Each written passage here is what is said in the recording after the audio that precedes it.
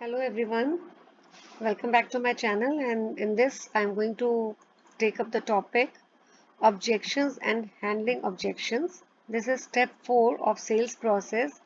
Previous 3 steps have already been discussed in the videos that I have uploaded before. So kindly watch that videos if you have not watched them before. So objections and handling objections. See, presentation था इससे पहले आपका, तो presentation में customer को कुछ doubts हो सकते हैं, क्यूरियोसिटीज है, ऑब्जेक्शंस हो सकते हैं।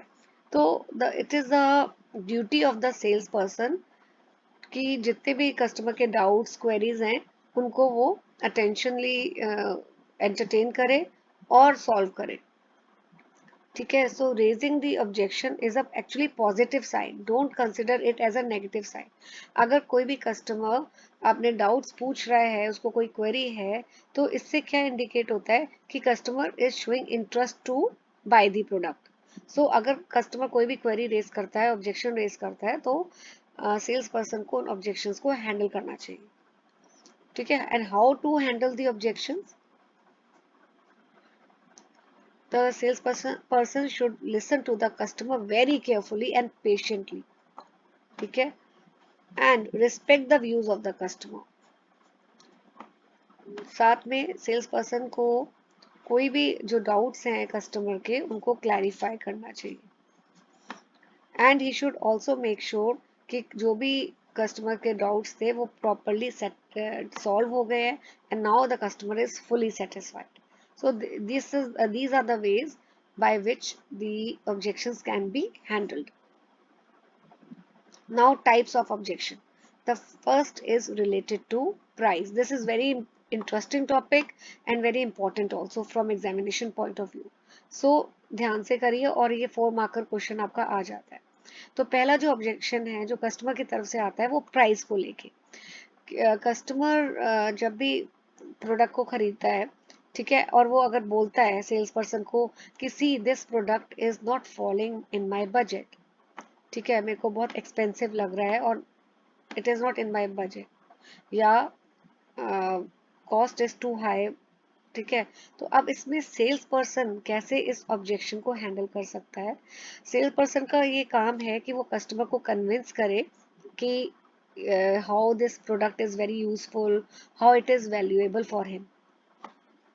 ठीक है, लेकिन अगर कस्टमर ये सब फिर भी सेटिस्फाई नहीं होता, कन्विंस नहीं होता, तो सेल्स पर्सन को कोई ऑल्टरनेटिव बताना चाहिए, दूसरा प्रोडक्ट बताना चाहिए जो कस्टमर के पॉकेट की बजट में हो और customer can by that.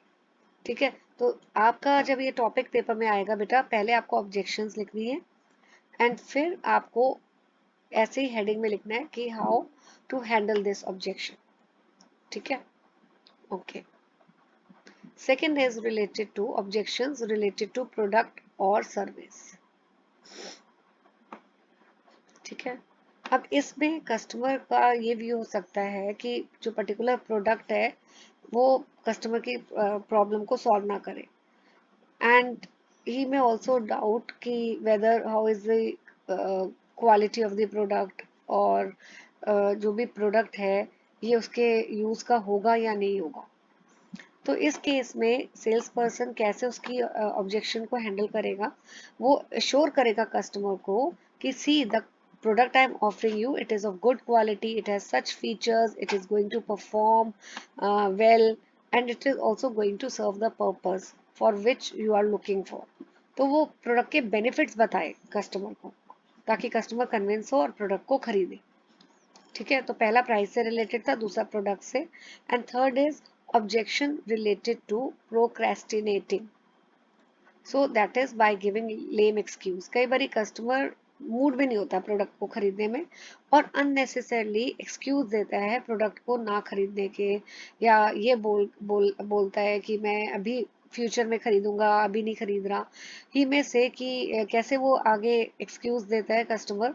Example देखिए आपके दिया हुआ है कि वो सेल्स पर्सन को बोलता है कि अभी ना मेरे को अपने पहले पेरेंट्स की परमिशन लेनी पड़ेगी, एल्डर से पूछना पड़ेगा, मैं बाद में आऊँगा, and so other excuse as well, like I don't have sufficient money अभी। तो इस तरह के वो एक्सक्यूज देता है। तो सेल्स पर्सन अब कैसे इस ऑब्जेक्शन को हैंडल करता है? तो सेल्स पर्सन को ये देखिए यहाँ पे लिखा है, let me do this for you, just let me, या sales person should understand that some people take time to decide, और वो एकदम नहीं खरीदते हैं। तो अब वो हैंडल कैसे करेगा?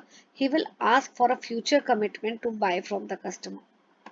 ठीक है, वो मीटिंग फिक्स करेगा, वो ट्राई करेगा कि मीटिंग फिक्स करे कस्टमर के साथ फ्यूचर में, ताकि कस्टमर इस डील को कन्वर्ट कर ले और he can buy the product, final कर ले। ठीक है, सो प्रोक्रेस्टिनेटिंग में क्या है? वो लेम एक्सक्यूज दे रहा है कस्टमर, कोई ना कोई बहाना कर रहा है कि मैं बाद में लूंगा, अभी नहीं लूंगा, या पेरेंट्स से पूछूंगा, एल्डर से पूछूंगा। तो इस केस में सेल्स पर्सन की क्या ड्यूटी है कि he should try his efforts best to fix up और schedule the meeting in some future date. Then concealed objections, देखो पहले वाले में तो बहुत क्लियर था कि प्राइस से रिलेटेड ऑब्जेक्शन है, दूसरे में प्रोडक्ट से लेके कि प्रोडक्ट शायद वो पर्पस सॉल्व नहीं कर रहा, थर्ड क्या था? प्रोक्रेस्टिनेटिंग। लेकिन फोर्थ में ऑब्जेक्शन क्यों कर रहा है, क्यों नहीं खरीद रहा कस्टमर, वो रीजन नहीं क्लियर है। Sales person is not able to understand कि what is the reason that customer is not buying the product। ठीक है, देखिए, the objection that the customer raise is not the correct one. हो भी सकता है जो ऑब्जेक्शन वो बता रहा है वो असली भी ना हो, there is something else which is bothering the customer. जैसे price of the product may be bothering, लेकिन कस्टमर ही में से that size of the product is not suitable. असली में बात क्या है कि प्राइस उसको पिंच कर रहा है, लेकिन वो सेल्स पर्सन को बोल रहा है नहीं नहीं, ये वाला साइज तो मुझे चाहिए नहीं, ये तो साइज बड़ा है। ठीक है, इस केस में कैसे ऑब्जेक्शन को हैंडल किया जाता है?